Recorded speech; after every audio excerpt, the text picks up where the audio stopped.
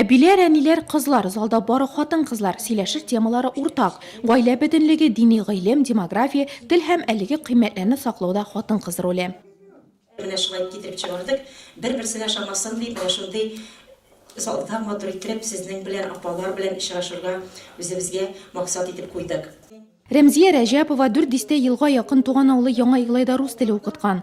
Үзара аралашу телегез, туган телегез булырга тиеш. Гомерем буе балаларга биргән насихатым шул булды дип саный Рәмзия ханым. Һәм бүген дә өлкән буынның телне саклауда зур роль уйнавын билгели. Biz hazır әниләргә түгел, әбиләр дә җәй җиткәч безнең авылыбыз кине балачагы тавышына күмелә. И шул вакытта балалар күбесе татар авылы булса да русча аралашу, русча сөйләшү, русча тавышлар ишетсә бик авыр. Татарның милли үсеш стратегиясының максатлары киң кырлы. Милли хәзинәбезне барлау, телебезне, мәдәниятебезне үстерү аркылы милләтебезнең ныклы киләчәген тәэмин итү чыгышларда әлеге фикер кызыл җеп булып сузылды.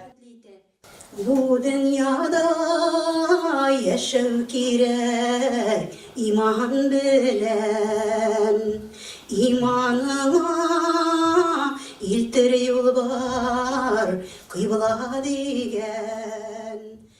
Чараны оештыручылар Бөтен дөнья татар конгрессы, Ак калфак татар хатын-кызлары иҗтимагый оешмалары җирле бүлекчәләре куелган максатларына ирешү өчен барысында эшләделәр.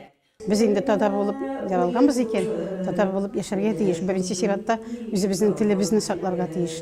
Шушы телне үстерергә һәм инде киләчәк буынга без аны мирас итеп бирергә тиеш. Акалфакларның аларның төп менә вазифалары дип әйтим инде. Менә шушы үзебезнең татар телен саклау, үстерү.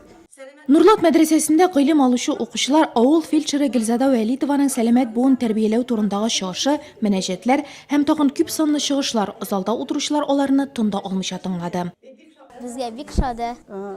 Телебез югалмасын иде, телебез сакланып калсын иде. Без һәрберебез шуның өчен үзебездән өлеш кертергә тиешбез.